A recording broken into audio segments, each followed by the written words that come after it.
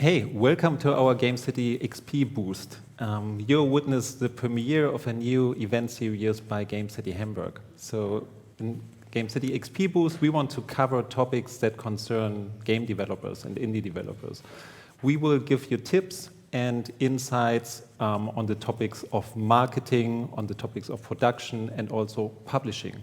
And that brings me to today's topics. So our today's Gamecity XP Boost has the question above it, how to get your game published. And what we would like to do today is to give you the perspective of a publisher. So we want you to understand who is on the other side, what is relevant to publishers, and what enables you to pitch your game in the best possible way. So we have our questions here prepared, and also I'm looking forward to the discussion with today's panel. But we are doing this as a live event because we want also your questions. So you can go to the YouTube chat, and also we will scan it there. But if you don't have a YouTube login, you can also get over to our Gamecity Hamburg website and go to the live website there, because the chat there doesn't need a login. So please feel free to shoot your questions either in the YouTube chat directly or on our Gamecity Hamburg website. So, all right, let's start with tonight's panel. I'm your host tonight. I'm Dennis Schuby. I'm the project lead for Gamecity Hamburg, and Gamecity Hamburg is the location initiative funded by the city of Hamburg, and we are here to support the local games industry. So what we do is events like today, where we would like to share knowledge and also connect industry players here in Hamburg, also with game developers all over the world.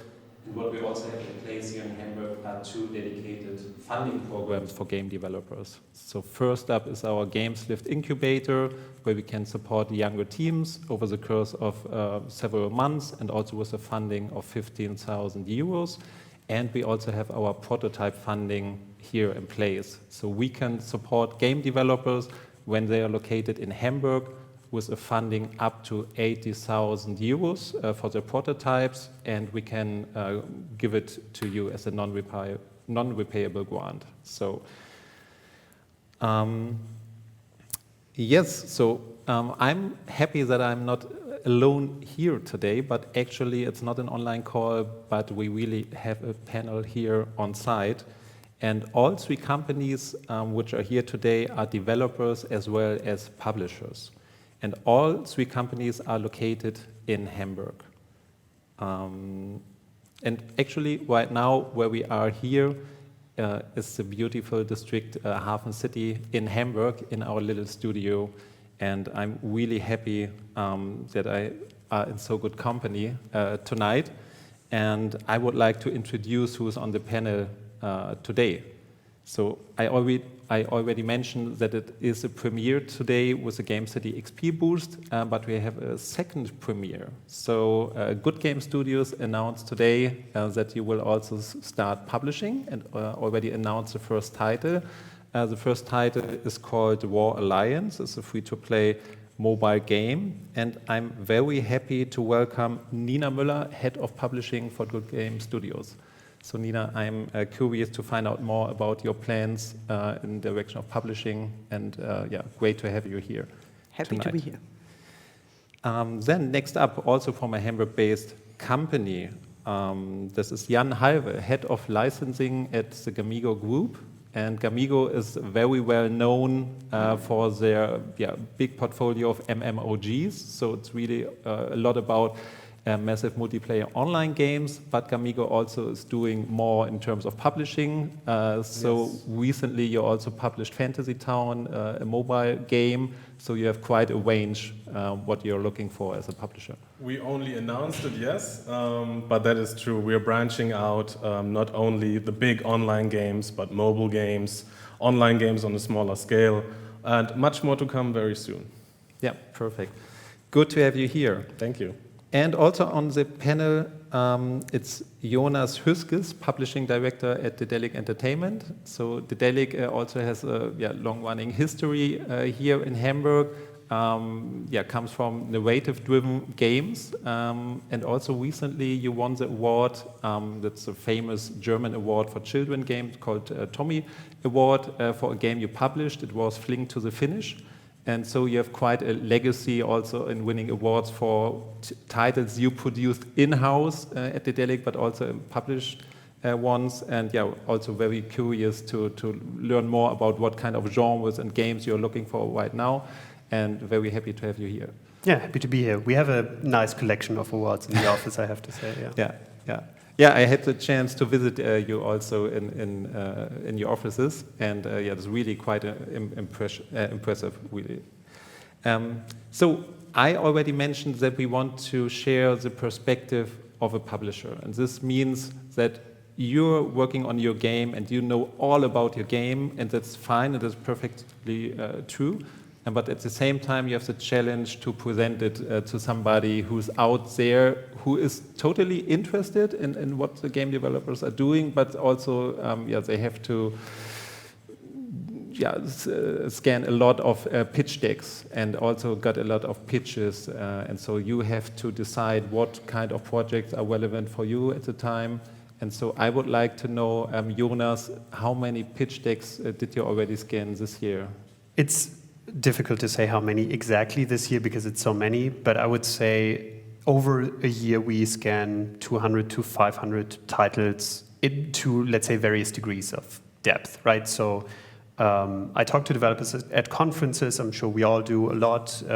We receive cold emails sometimes. We talk to developers that we've worked with in the past. I've just talked in depth with the developer who we worked with on Iratus Lot of the Dead. They present their game to us. So that is a more in-depth, like 3 hours personal meeting, really going over the details. And then we see, as I said, cold pitch emails. Sometimes you can discard them right out of hand because you say, okay, maybe it's not our category of game, maybe it's not our budget scope, maybe it's a slightly unprofessional email. That also happens from time to time. So it's difficult to pin an exact number, but I would say one per day that you actually look through in detail is very realistic, and then you see 10 more per day that you don't care that much about. And so when we're talking these numbers, then it's obvious that it's not possible to evaluate each and every pitch deck for hours. So there has to be the first step.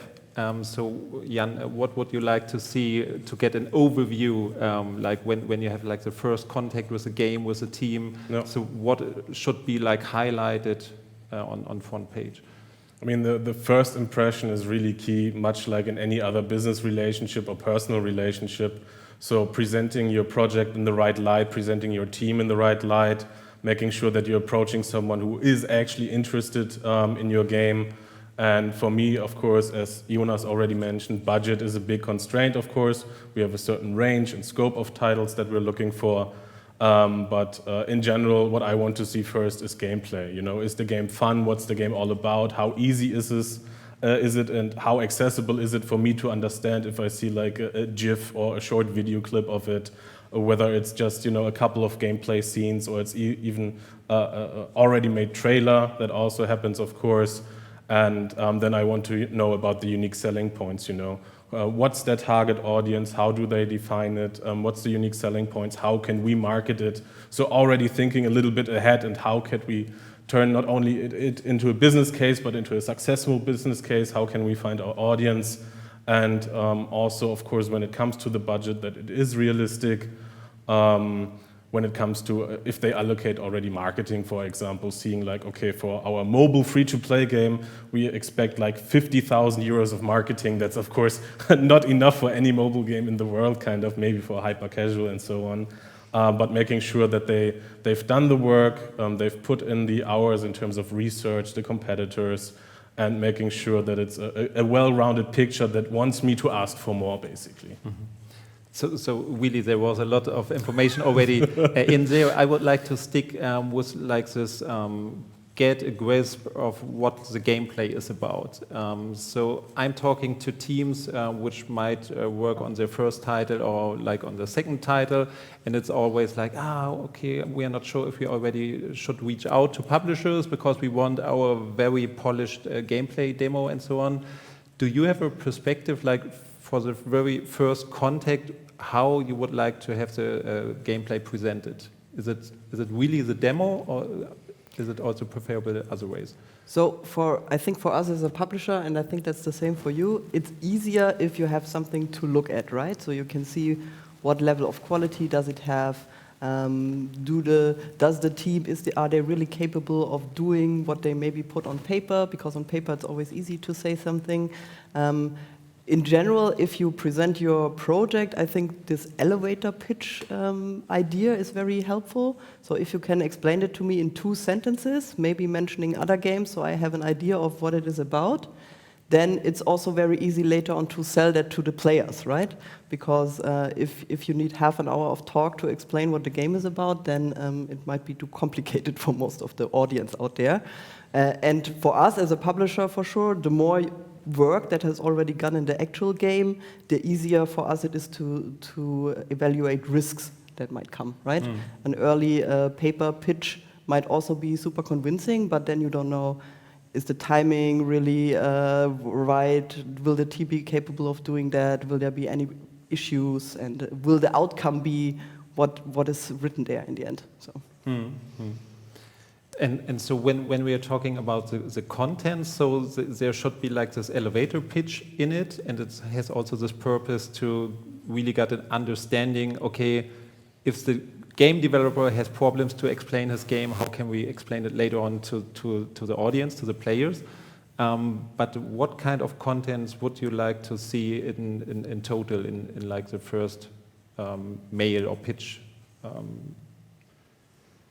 You mean what's in the first email included? Yeah, like I'm still wondering about like, would you prefer, for example, like a short video to get like an overview, or should it be the demo because you think like, okay, if it's interesting, then I would like to have it right away? Normally, the first thing I click on is if there's a unedited gameplay video. That's the first thing I look at because that gives me ideally the best impression of the game itself, and also the state that the project is in. Like an edited trailer can sometimes mislead you or leave out important information, but an unedited sort of video playthrough of the demo gives me a good idea whether it's worth my time to check out the demo or just tell the developer, hey, this might be a bit early or this might not be the right fit for us. And I'd say then the business facts come in pretty quickly, again, because this is just, it's easier to say, okay, this budget is within our range, not within our range. Or, I don't know, the project is 5 years away. Then I can also sometimes say, look, this is great, maybe let's talk half a year from now. I'm just not planning ahead that far right now. And those kind of information are pretty useful for me. Anything that goes far beyond that, like I don't need a 120-page game design document. As I said, we don't have that much time to read through all of this. And then it's easier to just schedule a call, get to talk to the people and discuss this directly. But I'm always a bit frustrated if these first couple of details, so the demo, the video, and the pitch deck are not included, if the email is just, hey, can I pitch you something? And it's very coy. I get it, but it takes extra steps from us.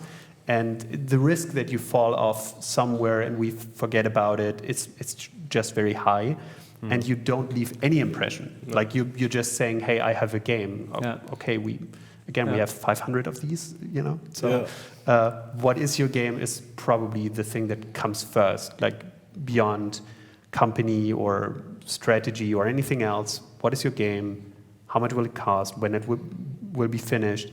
And maybe like 2 or 3 USPs, the hook, something that hopefully makes it easy for me to understand the game, later on explain it to players, but also just explain it internally. I mean, we all talk to other people in the team. I talk to the sales department, to the CEO, discuss the opportunities. And if I can't really explain to them what the game is, that's already a bad sign, because then I'm like, yeah, it looked really nice, and it, you know, it had an interesting idea about a mechanic where you, and then I'm lost. I don't know what to say. Yeah, I like to compare it to like the user marketing funnel that you have for games. For example, of course, we do a lot of free-to-play downloadable games, and the longer it takes from attracting the user for them to download the game, install it, and actually get into the game, the more steps there are, the easier it is to lose users. And for us as a publisher as well, the more we need to proactively ask and kind of get information and pick it out of them, the more likely we are to say, okay, stop, no, this is not what I want. And so, yeah, I think gameplay, fact sheets, something that wants us to ask for more, but not just give us like drops of information here and there. Streamlined communication. I would also agree. So if the first information or a video gets me interested, but then my next step is I want to play it, right? Because we all have experience with games. I'm also a gamer personally. And a good part of our decision is not only facts and numbers, I think, but also a gut feeling about, is that something that can excite people? Yes or no, right? And if the demo or the prototype is then attached right to it, you make it easier for me. And otherwise, it might take me some time to ask for that and then get it back and so on. And maybe in the meantime, there was another interesting project. And Yeah. So. Yeah, I also see like there is some homework at the developers, because in best way they already know what publishers have kind of a portfolio. So often some things they really can't know, because also publishers are striving into other directions. But we also want to give some service to the game developers out there. So maybe we did quite a kickstart to jump right into the topic. But I would like to know also from Goodgame Studios, now you said, okay, you will start publishing. I would assume like it's a lot about like you have expertise in free-to-play and mobile, but maybe you can share some thoughts what kind of games you're looking for right now. So I think our big strength is really we have a long experience in free-to-play, also browser. There are not that many browser games today, we know that, and mobile for sure. So what we try to do is find a partner where also the team matches our mindset, where we can really help with all of the infrastructure, with the marketing experience, with the marketing power. So mainly we are looking at free-to-play, but we are also open for other projects, but it might take longer for us to come back to you. It's a bit more risky, because free-to-play is the playground where we feel super safe, right? If it gets into other directions, you might at least contact another publisher with a dedicated strength in that area as well. So I think at the moment, as I said, free-to-play is the main business, but if you think something would fit to what Goodgames was doing in the past, feel free to come anyways, right? Yeah.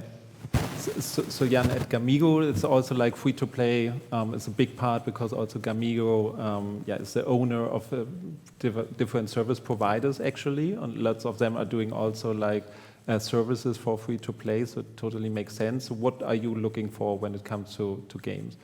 For us, the biggest focus is still on these long-term partnerships, and in the history of our company, it has been working best when it's a free-to-play online game with sort of an MMO or games as a service feature set, so where we can really bring a huge community together, foster them, and entertain them over the long term. So we're always aiming for a launch that then has a lifetime of 5 to 10 years, where we can really service the game, service our players. And nowadays that is still PC downloadable, also multi-platform, so going onto consoles is something that we like to do nowadays. As Nina mentioned, browser, it's not dead yet, but it's getting more and more difficult. So a lot of it has shifted to mobile, and mobile is, of course, the biggest market that we have in our industry. And naturally, the transition from PC to mobile with free-to-play is also something that we're doing, basically. But we're also looking more and more into premium, where you can also do games as a service, post-purchase monetization, which doesn't have to be your typical, let's say, grind set, but something that is maybe session-based. Of course, everyone would like to have a Rocket League or a Counter-Strike, something like this, but where we still bring in our key strength, which is community building, community fostering, and the long-term live operations strategy, so with events, with new content, expansions, and so on. This is still at the core of our heart. Yeah. Yeah, and with Daedalic, like as I mentioned already, you have the story-driven experience background, also lots of tactical games, like in the recent past. So, what is or are there any genres or kind of games you're looking for the most at the moment? Yeah, we're coming from a different background, right? We started with even retail publishings. We brought games like Machinarium, Divinity 2, Torchlight 2 to the German market in retail versions where maybe the quality of the handbook was more important or the box design. We're a full digital company now for a while, and we publish games from various genres, but we are strictly premium at the moment, so we don't do any free-to-play. And therefore, we don't do any mobile anymore. Like, you say browser games are dead, like mobile premium is similarly difficult, I would say. So we focus on PC console premium, let's say 20 to 40 euros of retail price, and then obviously various discount points. And it's difficult to say what genres we focus on. We still have some storytelling. We have some tactical games and strategy games, as you mentioned, role-playing games. And then we do have a couple of multiplayer games that are mostly co-op focused, maybe party games, but certainly online multiplayer. And those tend to do very well for us. We have one team here from Hamburg, Widget from Barrel Roll Games. That's a really successful game now. And all of these games also have a lifespan of 5 to 10 years. Even the adventure games, because they're 2D story-driven, they don't really age that much. So in that sense, I think are thinking alike in terms of game as a service and long-term trajectory. And sometimes it's all about day one, and sometimes it really is about year 4, year 5 of the game where it suddenly has a big spike, a breakthrough, and that can always happen, and it's really on a case-by-case basis. Yeah. I would like to bring in the first question out of the chat because it also matches with what I planned here. So we have the question, do you as a publisher also approach game devs if you like someone's game that much, like in a booth or after seeing the trailer on YouTube or stream? So are you scouting for games at different places? The story behind War Alliance is that one of my colleagues saw a Facebook ad and played the version of that game and liked it so much. He converted and liked it so much that he showed it to me, and that's how we got in touch with the team there. So I think they had that already in mind, that they would love to look for a publisher, but they felt they were not ready yet, and we said, I think we are ready. Let's partner, right? Yeah. So how about you when it comes to not your approach, but you are on the lookout for games? I mean, when we are at a PAX show, for example, obviously not in the last year and a half, but before, I would always take some time to scout around, leave the booth to the other guys for a while and search for games. It's always interesting, even if the developers are firm on self-publishing or they have a publisher, you make contacts, you learn about their thought process, you learn about the competition, which is always helpful. So that is definitely something that we do. And we also just scout through Steam. I mean, a lot of developers set up a store page. Usually, except for the business fact, the store page gives us a lot of the details that we need. And then you have something like the Steam Next demo festivals, where you can also see and try games out for yourself. And that is often also very helpful. So we always have 1 or 2 people scouting through that, making a list, choosing their favorites. Everyone's also playing some things privately and discovering stuff and saying, hey, have you checked this out? This is really cool. And then the best sign is if you have some sort of advocate in the company, as you said, that is like, hey, this game, in our case, Warpips was an example. This game, Warpips, I think that has something. I think we should do that. Then it's pretty easy. Then you say, okay, we already have 1 fan. Now we just need a couple more, and then we're good. Yeah, absolutely. I mean, if we would limit ourselves only to the business-to-business platforms and conferences, then we wouldn't be able to get the publishing deals that are also super successful. And for us, I mean, back in the day, I actually created a document that is called a game sourcing Bible. So everyone that we onboard to the team, we actively scout, for example, Steam, itch.io, GameJolt, Kickstarter, Indiegogo, just everywhere where you can find new and upcoming games, new and upcoming studios, projects, anything. And sometimes it's really hard because there's not a lot of information for certain types of games.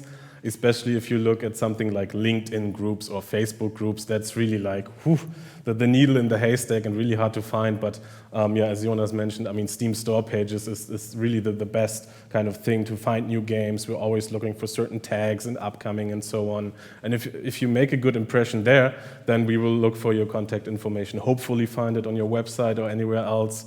But we also do the deep dive and go into a Discord and write to the so-called developers. Sometimes it's a game master, community member, just to create a business lead and follow up on it if we like something for sure. Yeah.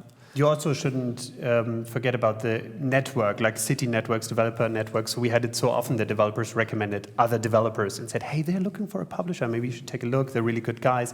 And then often something comes from that. So again, we found a game hidden deep because the other developers from Barotrauma said, hey, this game looks similar to ours. Maybe you want to take a look at this. And we're like, yeah, that looks similar to yours. That sounds good. Your game is successful. Maybe this will be too. And you know, it just sometimes comes through these channels. So you just have to be really open and not disregard someone and say, no, I have 15 meetings tomorrow, that's enough. That's sometimes challenging because it's so much information, but wherever it comes from, it's valid. So. Yeah, and you also already mentioned like events, like there are these big events like a PAX or like a Gamescom or whatever it is. When we're looking at the event schedule for like the upcoming months, and we know it's a special situation still, but like let's consider it will get back to normal next year. So do you have like events where you say like, okay, this is a must go for you at least as a publisher, where you will be next year? So Good Games, we want to look a bit to the east also, so Eastern Europe and Russia, this area. We also have a business development colleague who is speaking Russian and some of the languages. So that is especially interesting because those developers you probably don't have on the screen here directly, but there's also a lot of talented teams out there. That's not our only focus, but that's a bit where we are looking at. I so far didn't go to any shows because I started in Corona more or less, and I have my very experienced business development team who is mainly doing that and kind of porting the stuff to me and delivering it to me. So I mean, for me, I take a lot of conferences into consideration because it's not only about what can I see, who can I meet, but also about being seen and just being there, whether it's a company logo, whether it's a sponsorship or just participating. And so, of course, there are many events that focus on developer-publisher relationships, so these are preferable to me. And of course, there are some go-to events that you usually attend at least every year, like Nordic Game, for example, because this is really the gateway to all the Nordics, for example. Of course, you already mentioned the big ones. And the Game Connection events are also quite interesting because they are focused on this deal forging between developer, publisher. Of course, they're also service providers, but it's also legit that they also, of course, enter the ecosystem through that way. And Game Connection, for example, is especially interesting because they are basically financed or organized by a Chinese company, so they're also managing to bridge the gap a little bit there and to introduce markets, whereas a digital Tokyo Games show, it won't bring you much in if you're not locally there. So we try to avoid that a little bit at least, but we also have our local team within the APAC area that can tend to them anyway. So we have the luxury of having people on the site and being able to also just basically go around the area and touring studios, asking like, hey, you know, your office is there and there, you're building a game, you know, can I visit you? Which is still possible in Corona, at least in most countries nowadays again.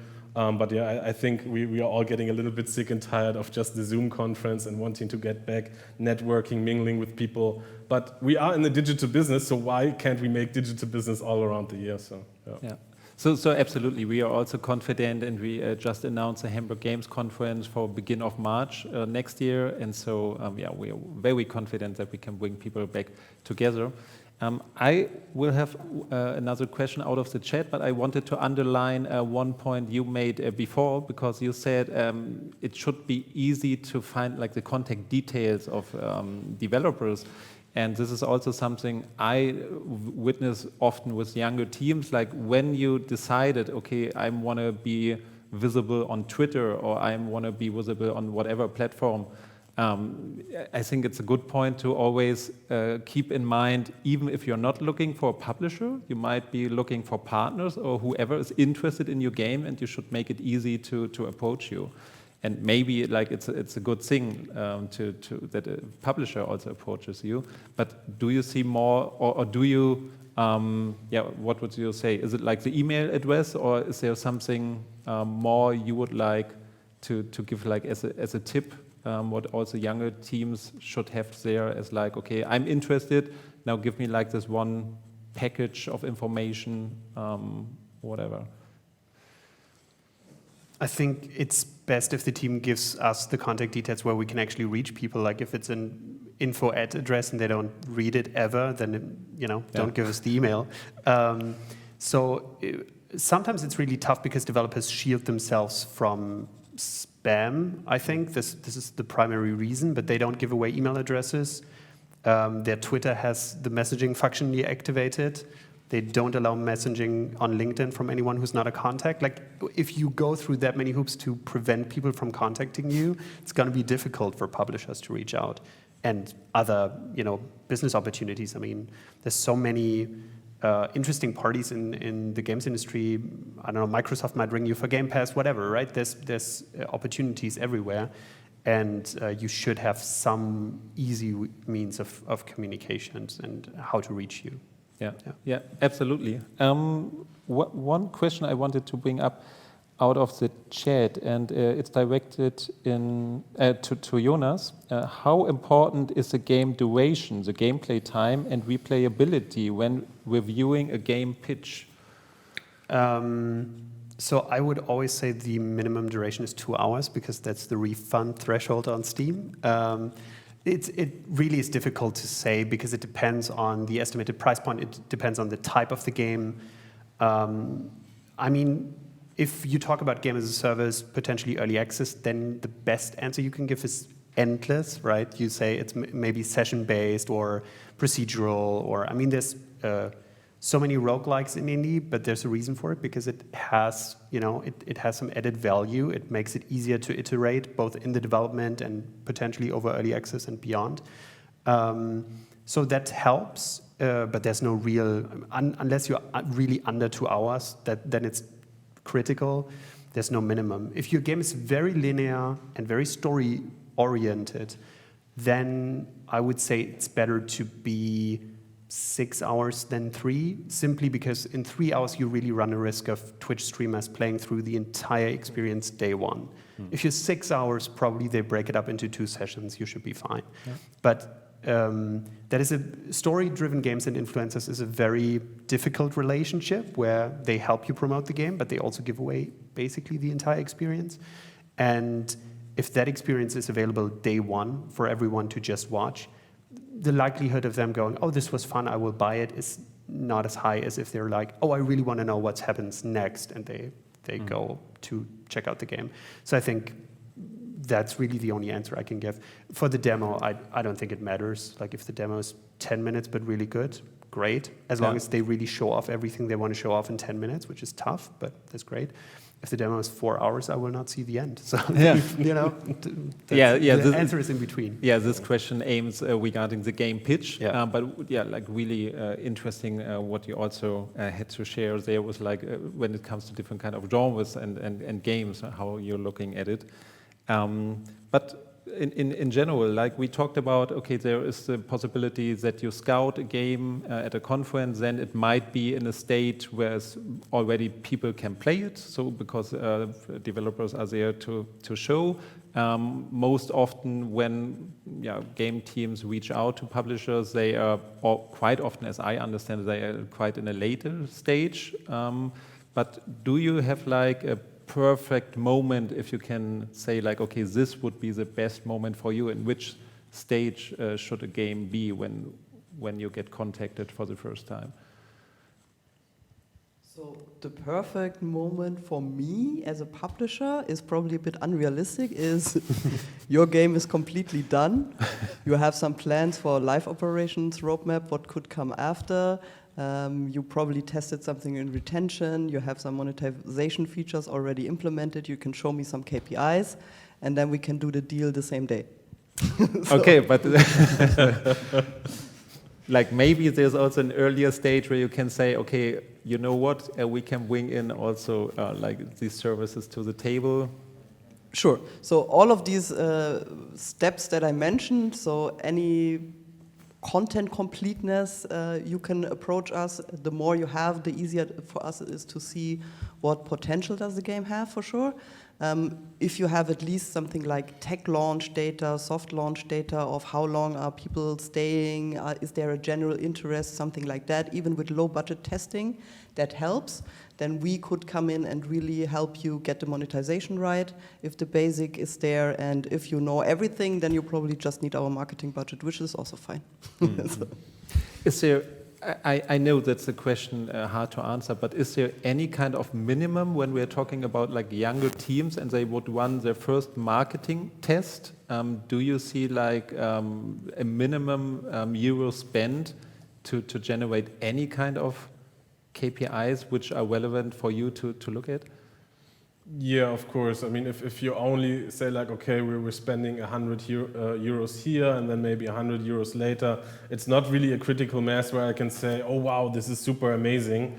But anything's better than zero, to be honest, because if you're already failing on a 100 euro budget, then either you're targeting maybe the wrong channels or something is wrong with the game, but at least you've already made the experience, and you as a team, you made the experience that it's not that easy, that there is a reason why publishers still exist. And so any KPIs, having them is always a benefit. It can always lead us also to question something. But even if it's something like, hey, we got 1,000 users on Discord and there's like a chat engagement going on, that's already a good start. And so I'm always a fan, and I always try to encourage teams that if they think that they have enough to make their project public and to basically already speak to their audience, involve them a little bit, go for it. Because for us as a publisher, it can make a change when they say like, oh yeah, we got these many users, followers on Twitter, on Facebook, or even registered users if they own a website or a platform, something like this. I mean, nobody will say no if you're just already recruiting fans, basically. So it's always a good benefit. Maybe if you, as a young team, don't have any experience with marketing, better take your money to a platform like Game Tester GG, for example, where you can more or less invest little money and then get a dedicated number of players, ask specific questions, have a survey, for example. Also show that, so that people say, okay, I like this game, how much do I rate this, and so on. Even if that's on a low scale, that's probably better than trying to figure out how Facebook marketing works if you don't have any idea, and then the money is more or less lost, or the data is not really helpful for us as a publisher. Yeah, don't try to repeat the same mistakes that people already did.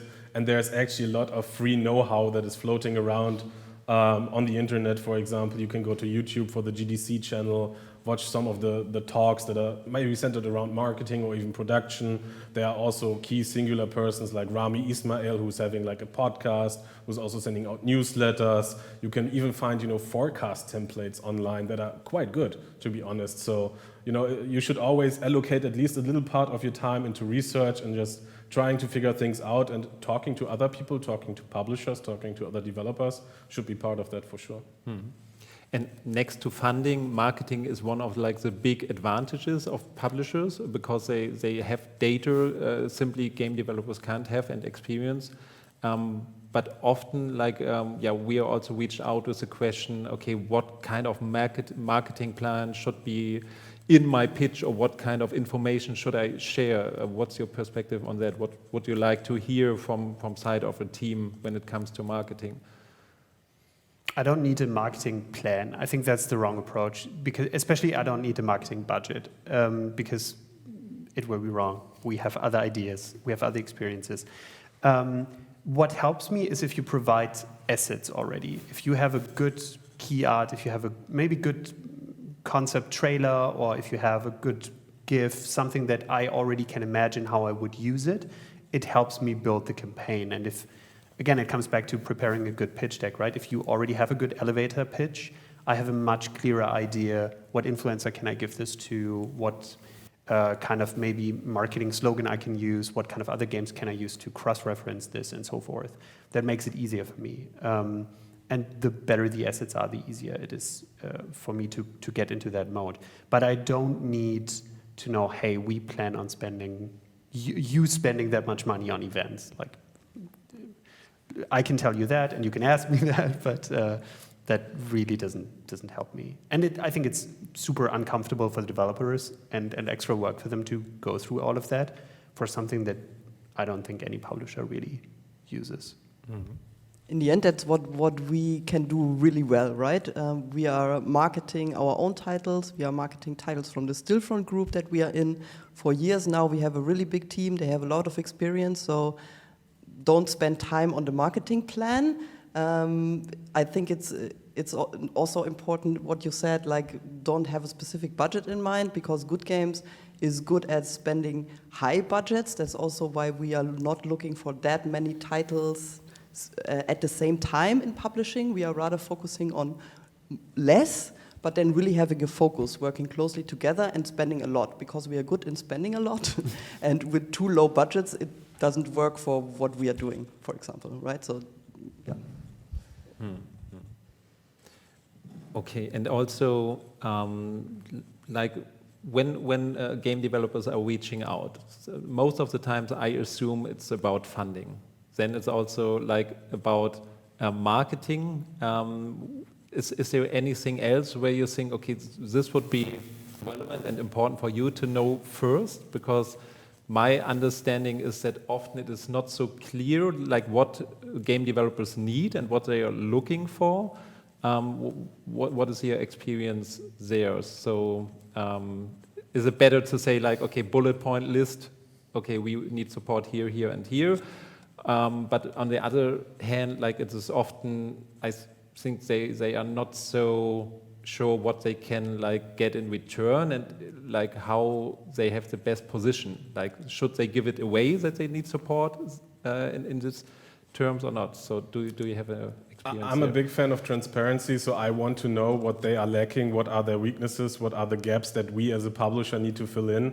And one of the things that I get very often is, for example, even such a thing like online multiplayer. They say like, hey, we want to have a game, it's multiplayer, maybe it's only 4 people multiplayer, you know, local multiplayer, okay, but we actually want to have it online multiplayer, and we don't have the technology for it yet. We're using either Unity or Unreal. Of course, they come with a certain set of features, but how should we approach it, especially when it's like IT infrastructure, servers, hosting?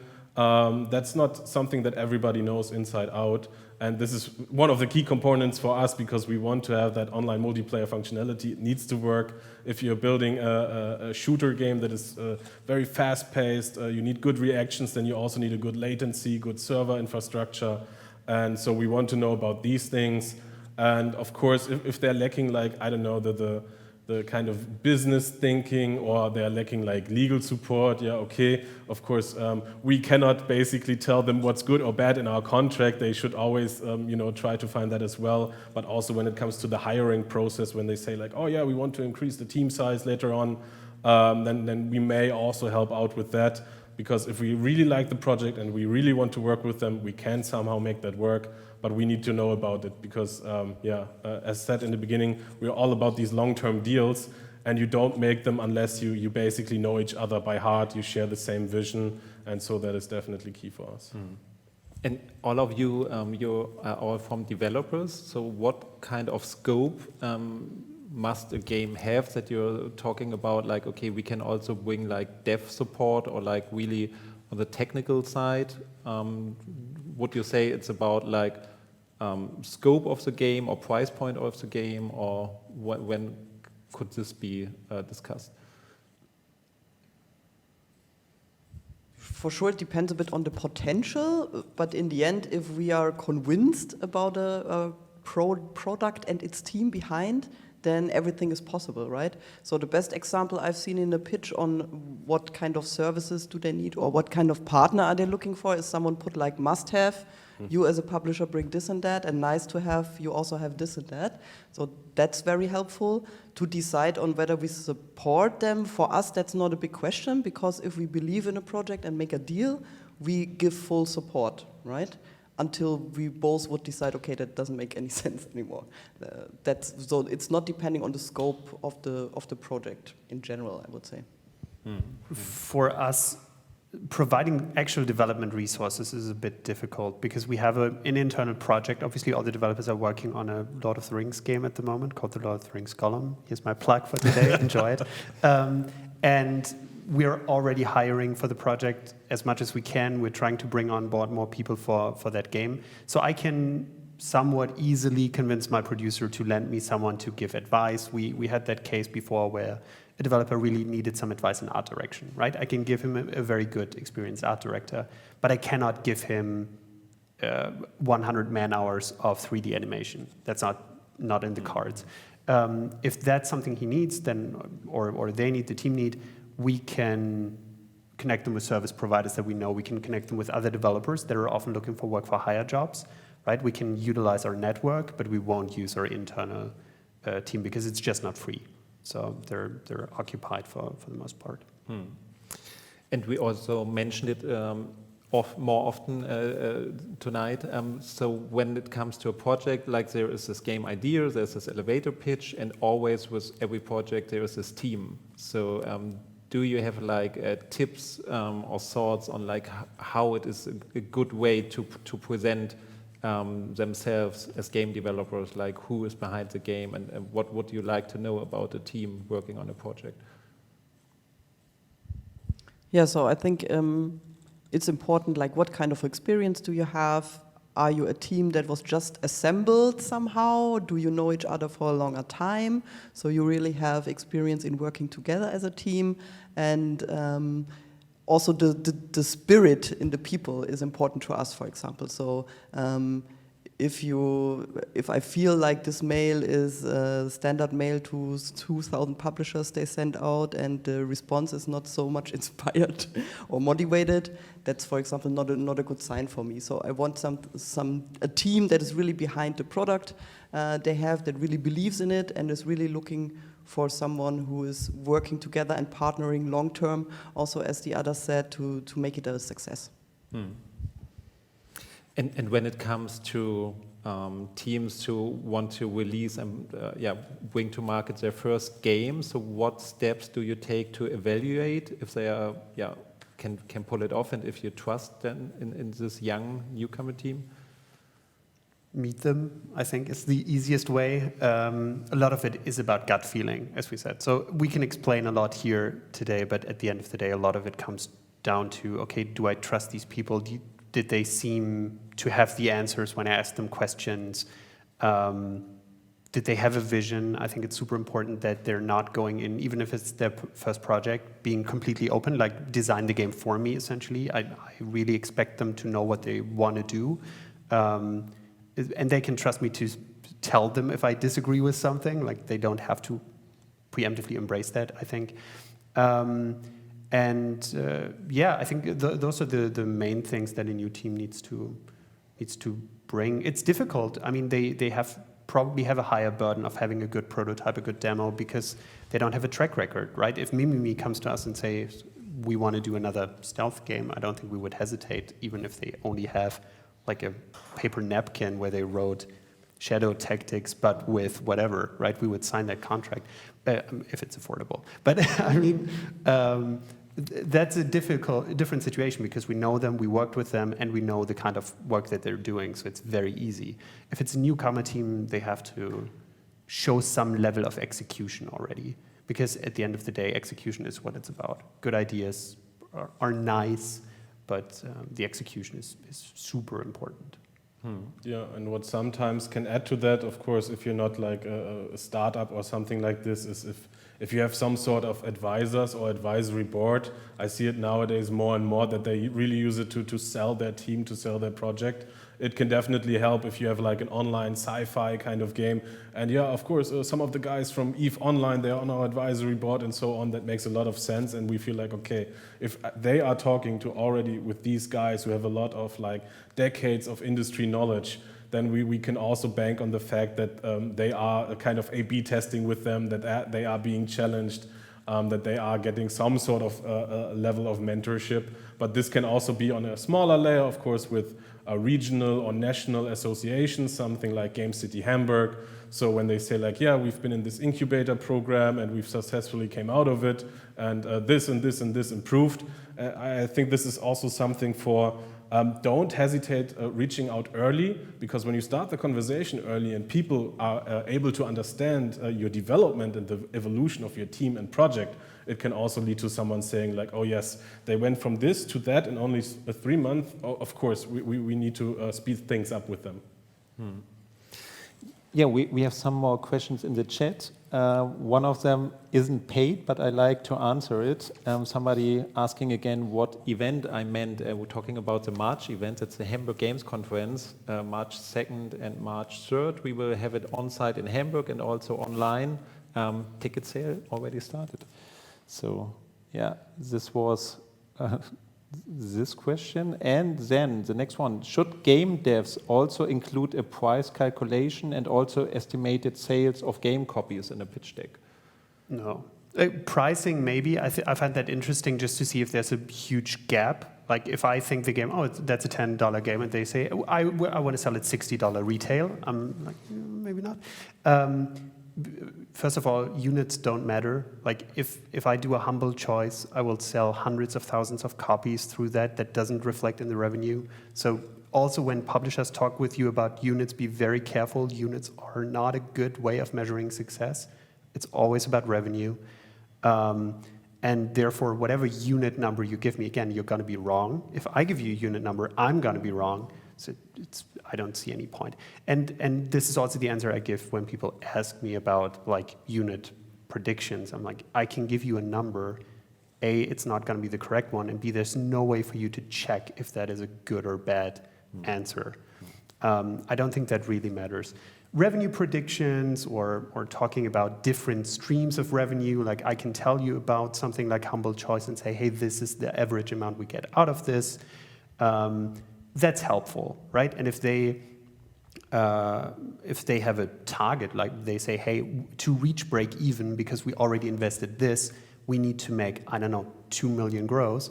That's helpful, because then I know what their expectations are and what the expectations of potentially their investors, shareholders are, and that is going to determine a lot of the relationship. Because again, if there's a huge gap between that and our expectation, even if I like the project, I might either temper expectations or pull out and say, okay, I'm not sure if we can give you 2 million of revenue.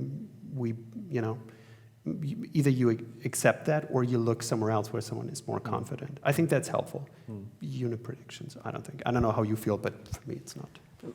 I would agree. So in free-to-play, it's not about units that much. But what is important to us, for example, is also technically, if you have an online game, so Warlines is also a real-time PvP game, what are your servers capable of taking, right? Because then we can see, okay, the marketing budgets we normally use, will they blow up the game day one, right? And then we have New World Chapter 2, whatever. But so that is important for free-to-play. I don't know if you agree, but... Yeah, of course. I mean, you can always just throw in some like industry-wide KPIs for retention. This is what we're aiming for. You might have done some high-level research on, I don't know, App Annie or something like this, looked at the genre and then compared and said like, yeah, we want to come in somewhere there. I think context is mattering a lot. So if you give me some number, how did you come up with it? You know, what's the underlying goal? If you have a premium game and you plan like selling like Valheim, how do you plan something like this, or where do you want to be? And knowing your competitors, of course, knowing how successful they were to a certain extent, and seeing like where you can place yourself is always fine for me, because we're doing that work anyways. And if they're already showing a good understanding of it, that's definitely a bonus for us. But otherwise, we do it ourselves and we look into it. But yeah, every plan you make, it basically it fails if day one it doesn't happen. So so getting break even, I think, is a very healthy look at things and seeing like, okay, what do I need to put in to get there, and everything else on top is like a bonus. And for us, of course, in free-to-play, we always have recurring spendings and everything. So knowing their burn rate is more important for us than knowing what they want to sell. So we can always calculate, okay, what do they actually need in terms of the revenue share from us so that they are alive, that they continue supporting the game, rather than what they want to earn or buy a new car with or something like this. Mm-hmm. And when it comes to premium games, like every game developer should keep in mind that their sales are important marketing and also an important way to get your game sold out there. So the price point should be too low. But do you feel it is okay to set a price range? So if a game developer says okay, I would say 10 to 30 euros, or would you like to have in there, okay, 15 euros, because that's often something game developers I see struggling with, because that they wonder, okay, what is the competition in this price segment, but can I aim for a 20 euro game, or should I aim now, because it's less content, for 10 euros? So what's your perspective there? I would just steal Jan's answer and say that context matters. If you tell me what your competitors are, and if you see your price point above or below that, that's the important information for me. So if you say, I'm aiming for 10 to 30 and I don't know where because these are my competitors and they're priced very differently and I see myself somewhere in between, that helps me to evaluate your thought process and your decision to write it in the pitch deck. It's not crucial for me. It's a helpful bit of information to what kind of price point you are aiming for, but it's not something that really tips my decision into any direction. The competitive analysis itself is very important, just so that I know who are you comparing yourself to. And I always urge developers to be honest. Don't go in and say, I'm going to do what Ori did, but 10 times better. Yeah. No disrespect. Unlikely, right? So that happens. Developers go in super confident, thinking they have to oversell a little bit, and they go in my game is much better than this $100 million whatever project, and it's unlikely that you're going to reach these heights, and I always urge developers to dig through Steam. There's a lot of games that are really actually quite good and that don't sell anything, and it's just important to be aware not just of the cream de la creme of top selling successful indie games, but really of the broader picture of what's out there. That's really, really crucial. And historical data is a big part of it. If you now look at the game that has been released 10 years ago, is it still priced differently or the same? So is it now half the price that it was when it initially released? Same for free-to-play. If you're building a MOBA and you're planning to start out, I don't know, with 20 champions, and you put sort of a price point on a champion, and you look at League of Legends, they already have over 200 of them, and their champion prices, they changed over time. And now that they have more champions, of course, they can say, oh, maybe we're pricing them a little bit lower.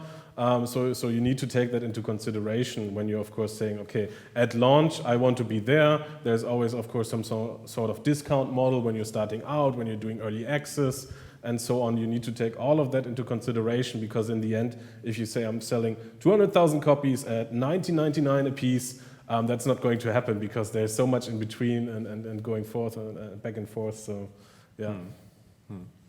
And when it comes to free-to-play, do you have some kind of tips how to evaluate your niche, what you can aim for? Because there might be some genres where okay, the players in there, the companies behind the games are such big spenders when it comes to marketing. Do you see some, or do you have some tips for younger teams to say okay, don't compare yourself with these games, what the marketing spend might be, but tell me what elements you use and what your target group is basically. Yeah, difficult. In the end, marketing spend is always defined by, in the end, the KPIs you have, and we as the marketing department, so to say, will always try to maximum spend, as long as it's within the budget for sure, and still get kind of a return of that ad spend within a certain time. Normally we have a time frame behind that is then dependent on how your game works. If you monetize most of your players in the first 7 days and then they get lost and never pay again. We have to look at it differently than if you have an Empire for Kingdoms like we have, where the monetization curve is going on and on and on and on, right? But that depends very much on your design. So just taking a monetization concept because it was successful somewhere doesn't help you. You really have to look at how does my game work. If I may take Warlines as an example again, this is a skill-based PvP game. So you cannot just use the power selling mechanics that you can use in other games, because it would not be acceptable for the community, right? It would kind of be contradictory to what the goal of the game is. So you have to be smart about that, but there are always good ways how you can offer something to the player as a trade-off. So most of the time it's time versus money. Either you spend a lot of time in the game and grind or level up or whatever in that time, personal time that you use, or if you're a player like me who doesn't have that much time and says, okay, I will pay for it and then have the same progress. So yeah, it depends very much on the concept of your game, and sure, it's always good to have a look at how other games do it, but always ask yourself the question, does it fit to us, and will it fit into the design and the vision we have for the game and how the players will play it? Mm.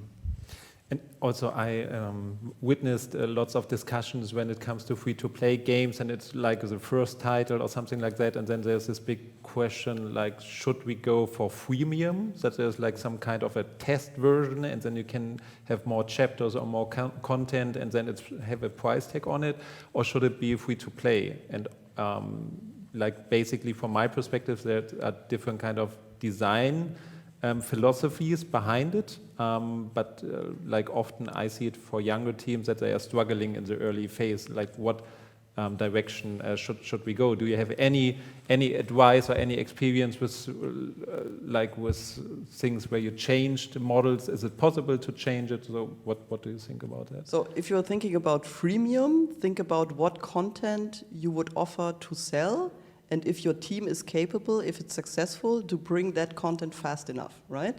Because you might end up in the content trap where you cannot really get the most out of your product because your team is too small and you cannot hire enough people, whatever, to bring that content that makes it profitable in the end, right?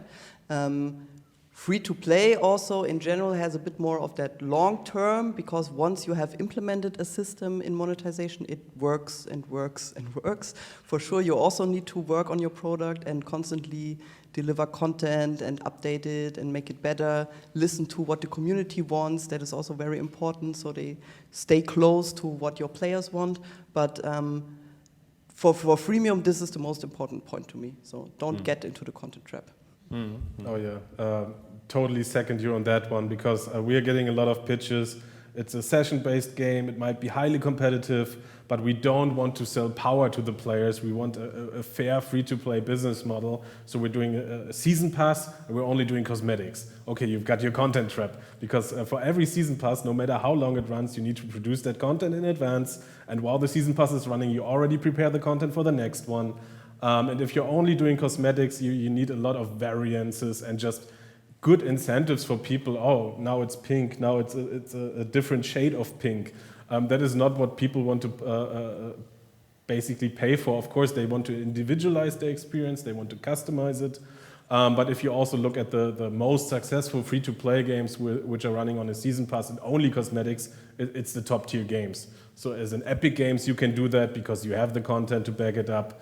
If you're someone at Valve, like Counter-Strike and so on, I mean, they didn't come from nothing. And if you as a small indie team, even if you outsource parts of it, it might not lead to the desired outcome. So you need to think about a couple of spaces and corners where you think like, okay, I'm not selling power, but I can something that's interesting incentives for the player and where they actually feel positive on the purchase and saying like, oh, I've spent so much time in the game, now I want to, buy something, reward the developers or whatever, and you need to be able to allow them to actually scale their purchases, which I think is also a lot of teams are forgetting about it. If you have a season pass, you can climb it until level 100 or something, maybe it scales afterwards, or cosmetics, once you have them, you have them. There's nothing that scales. Of course, not everybody wants to do the loot box systems and everything, but you need to let players basically also spend up to the amount that they would like to spend.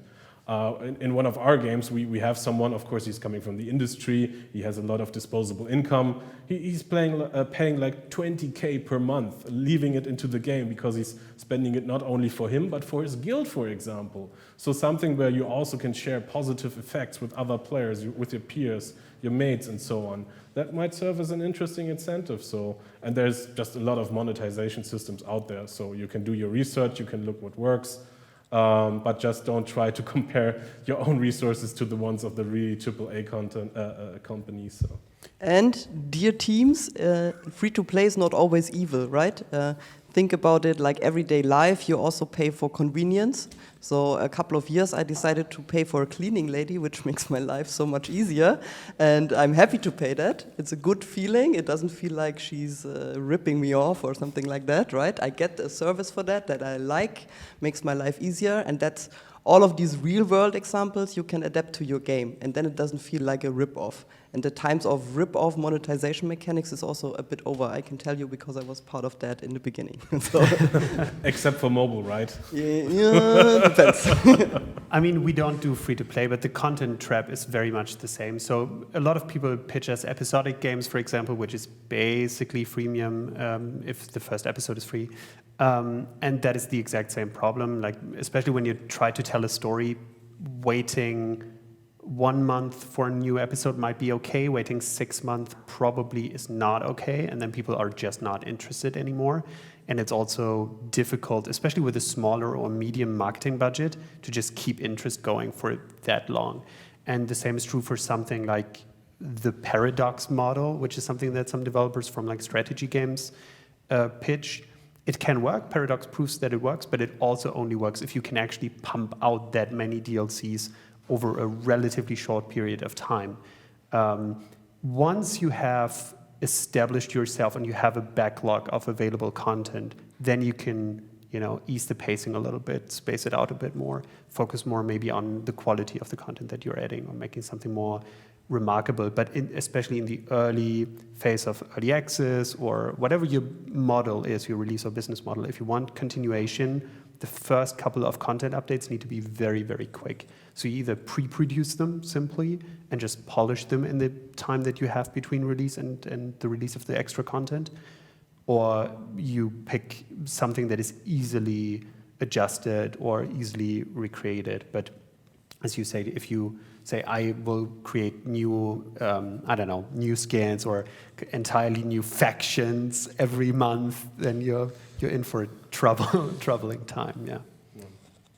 Another question out of the chat, it's about like innovation versus proven gameplay concepts. So the question is, you can only pick one, a game concept with strong proof of concept in the market already, or a game with a new, unique, crazy mechanic that you find exciting?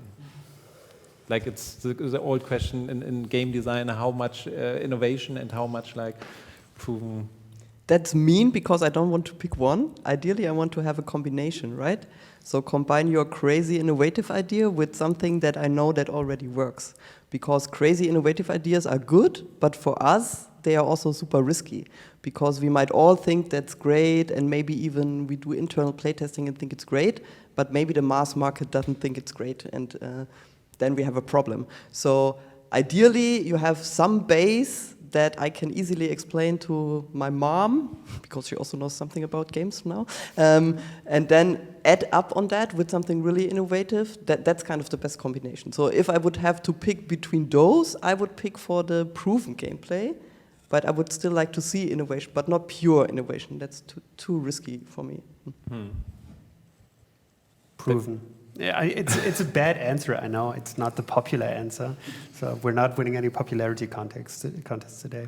But you take the proven concept. If you're really at a crossroads and you have to make the decision where I spend $500,000, $1 million on what product, you take something that is known and then you try to find a hook, a twist to that and make it easier and make it something fresh. And no developer, not many developers pitch you straight copycats because no developer is interested in working on a copycat. But if your game is something really radically new, chances are in your elevator pitch you're not able to explain it very well because you can't cross-reference a lot of, cultural momentum or known properties. And that makes it difficult to market, and that makes it very risky, as you said. And it also makes it very risky that you won't even be able to finish it and will realize pretty late in the process that things are not working out, and you have nothing to fall back onto, right? If again, if you make shadow tactics, you can fall back onto, okay, how did Commandos did it? That's probably not your ideal scenario, but at the end of the day, you can always go back and look at this. If you make something completely crazy, in the worst case, you're lost. No one tried it, and maybe it just wasn't a good idea. So a publisher, our job is risk management, will probably always pick the known thing and then try to make it special versus the other way around. Yeah, I have to stick to that. So no surprises here, the proven concepts, although if you just pitch me another MOBA, for example, I am looking for that exact twist that makes it different and unique from all of the other MOBAs that are already out there, super successful, dominating the market. And you rarely have a situation where you have something like PUBG, which was super successful, but also super janky, and then something like Fortnite Battle Royale came around, which just had much more quality, it looked better, it felt better, and it was free to play.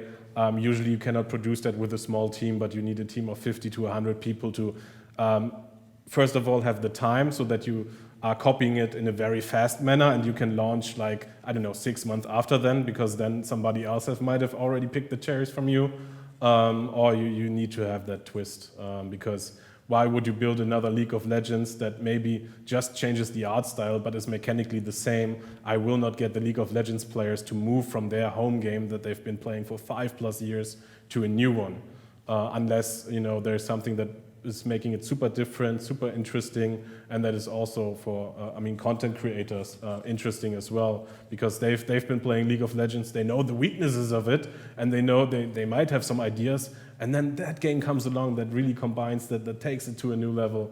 Yeah, but proven for sure. So we are steering into the last minutes of our panel here. So if you still have questions, feel free to shoot them now in the chat. There was one more question regarding pitch decks, and I would like to bring it up again. There was this question about what is the maximum pages a pitch deck should have. This. I think you talked about the game scouting Bible. So maybe we can start now the pitch deck Bible somehow. Wow. Yeah, of course you can go from just a one-page fact sheet that leaves you asking for more to something that is maybe, 8, 10, 15 pages. But as Jonas also mentioned, we don't want to have the full GDD attached to your pitch deck. This is something that you can, put separately. You can send us a Google Drive link where there's just a lot of information. We want really the key points, the unique selling points, maybe the core gameplay loop and so on. The hard facts that is also, as everybody mentioned, easy to share with others in an elevator kind of pitch manner, and just don't overdo it. If you have a lot of information, that's cool. You can keep it separated, but really focus on the key points. I just had a conversation with a colleague of mine where we said, if it's more than 7 pages, it was never a good pitch. But that might be our personal the statistic. Magic 7. Okay. You can keep it in layers, right? If your main pitch is 3 pages, I don't know, I'm making up a number, but 3 pages sounds good. Then you have probably conveyed most of the important information. But if you have a demo and there's things missing from your demo or things that you maybe want to flesh out more, you can put this separately or later in the pitch deck, basically saying now is a good time to play the demo, and here are other things, and you can flesh them out in 1 or 2 pages per feature or things that you want to highlight. And as with anything, the more searchable or easy to understand where I find stuff you make it, that's always better. So I don't think there's anything wrong with providing detail about things, but you need to understand in sort of what order we will see it, and if you make that very easy for us to go through it in the correct way, that's the best scenario. Yeah, I have a last slide. put your contact details on there, and then maybe just put links to all, okay, here's the game design document, here's the video trailer, here's the gameplay video, here's this and that. Then we already have all the resources that we need, and we can actually pick and choose like, oh yeah, that is super interesting, that has a very unique design element, how is it actually designed? Okay, skip to the last page, game design document, there it is. Yeah. Maybe one recommendation to that, so if there's information you put in there which raises more questions on my side than actually giving answers, then you should better leave it out and wait for until the point when we are talking, right? So maybe also show your pitch deck to peers, to other people that you know, and get some honest feedback on it, whether something is really helpful and making it more clear or making it a bit more unclear, right? So.